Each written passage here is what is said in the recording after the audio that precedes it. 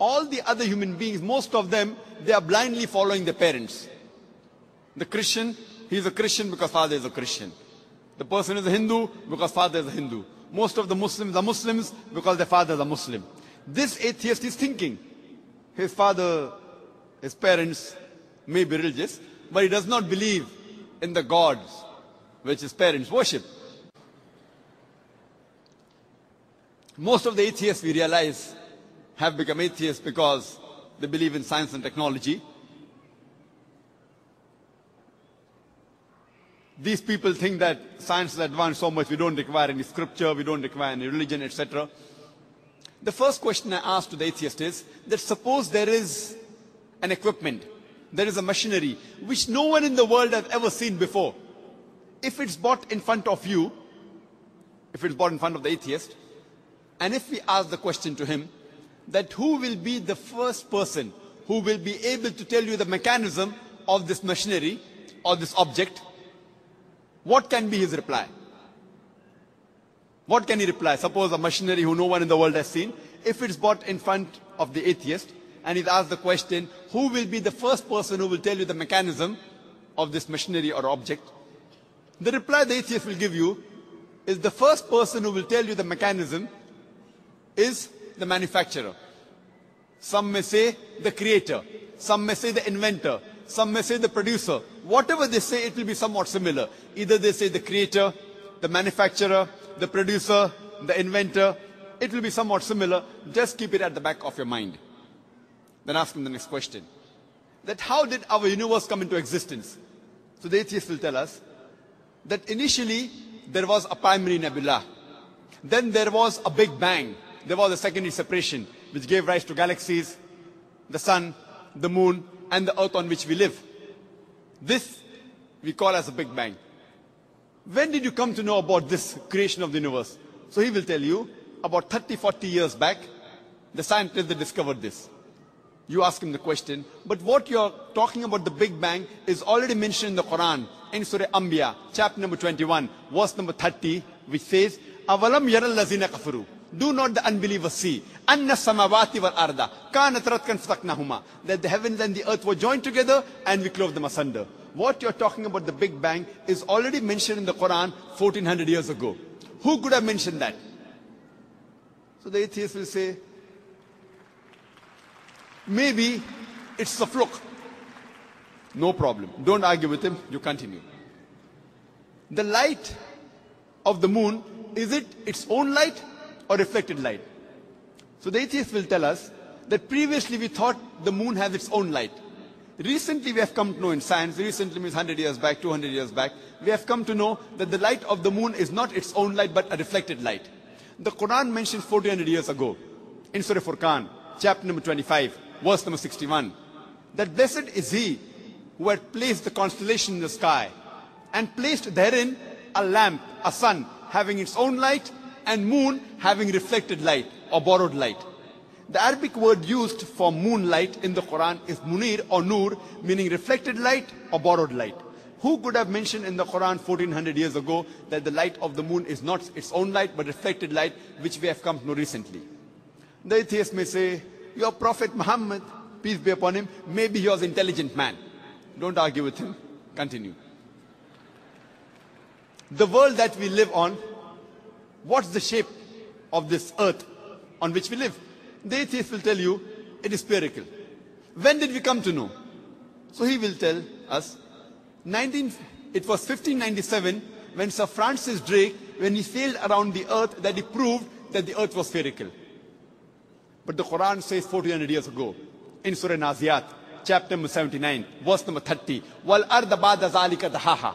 And thereafter, we have made the earth egg-shaped. The Arabic word dahaha, one of its meaning is the earth is an expanse.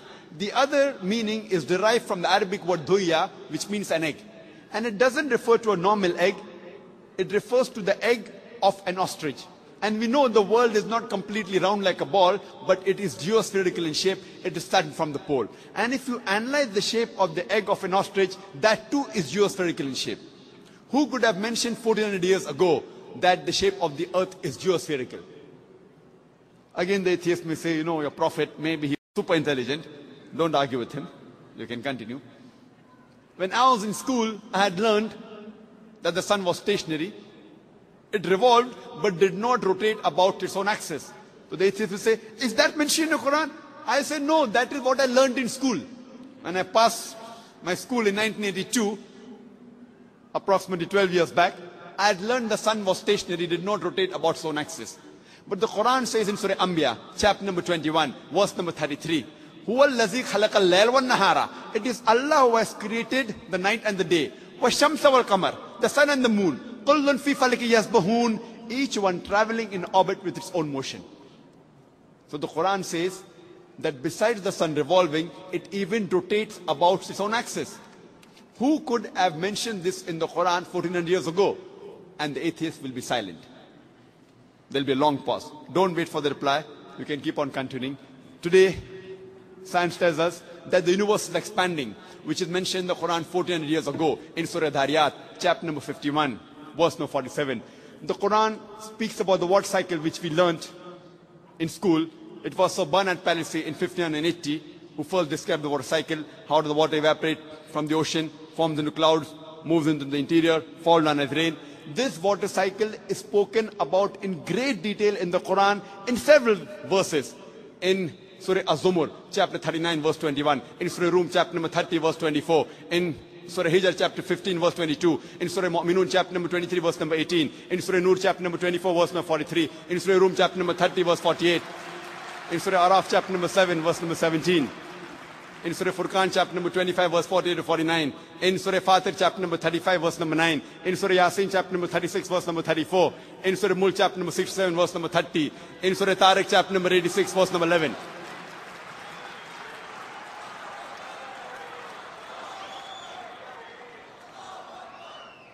There are hundreds of verses in the Quran which only speak about the water cycle, which science has discovered recently. We can keep on talking that today we have come to know that the plants have got sexes which we did not know earlier. Quran says in Surah Taha, chapter number 20, verse number 53, that the plants have got sexes, male and female. Today we have come to know that there are two types of water, sweet and salty. And there is a barrier between them, which is mentioned in the Quran in Surah Furqan, chapter 25, verse 53, and Surah Rahman, chapter 55, verse 17 and 18. Marajal Bahraini al-Taqiyan, Bainahuma barzakhun la yabghiyan. It is Allah who has let free two bodies of flowing water. Though they meet, they do not mix. There is a barrier between them. Today science tells us that it is the mountains which prevent the earth from shaking, which is mentioned in the Quran 1400 years ago in Surah Naba, chapter number 78, verse number 6 and 7. The Quran speaks about biology, that we have created every living creature from water, every living thing. In Surah Anbiya, chapter 21, verse number 30, Quran mentions this 1400 years ago. The Quran speaks about zoology, about the lifestyle of the spider in Surah Ankabut, chapter 29, verse 41. About the ant in Surah Namal, chapter 27, verse 17 to 18. About the bee in Surah Nahl, chapter number 16, verse 66, 68, 69.